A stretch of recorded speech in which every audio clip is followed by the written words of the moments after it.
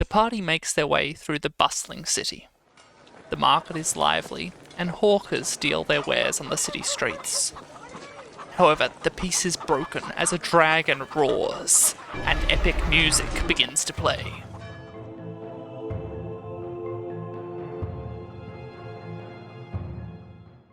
Welcome to DungeonDJ.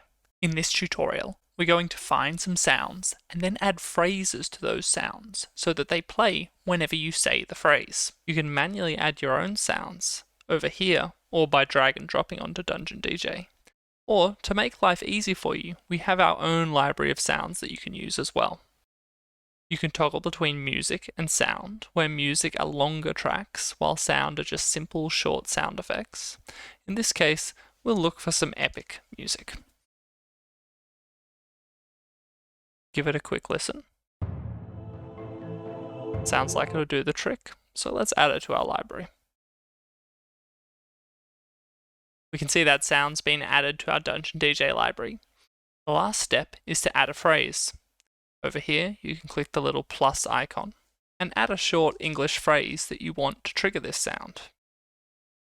For example, whenever I say epic music, I want this track to play. Now that that phrase has been trained, I could then try saying my phrase, epic music. But nothing happens. In order to avoid playing music when perhaps you didn't mean to, DungeonDJ only listens when you tell it to. Over here we can see the mic is currently muted. When I hold my hotkey L, it toggles on, and when I release it, it toggles back off. Holding my hotkey down and saying my phrase, epic music, I can see that a moment later the sound plays, and that is the magic of DungeonDJ. Now not only this, but these hotkeys work even when DungeonDJ is in the background. This means that when you know you have a phrase coming up, you can simply hold down the hotkey no matter what you're doing on your computer. Say your phrase and leave DungeonDJ to do the rest. With this in mind, I hope you can see all the opportunities DungeonDJ presents.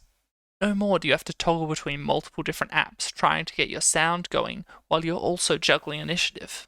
Instead, set up some generic phrases ahead of time, like bustling town and creepy forest, perhaps dragon roars, and associate them with the sound effects that make sense. Let's see how easy that is. First off, let's look for some sound effects. Dragon roars. This one's quite highly rated with a lot of reviews. Sounds like it'll do the job. Next up, let's look for some medieval city sounds. Again, this one looks like it'll probably be good for the job. And we'll add that to our library. However, I notice this one's only 28 seconds. That isn't as long as I'd like. So let's loop this track here. And when I go into the city, I actually want to change from my epic sound to my city sound. So we'll turn them both into a background sound. Only one background sound can play at a time.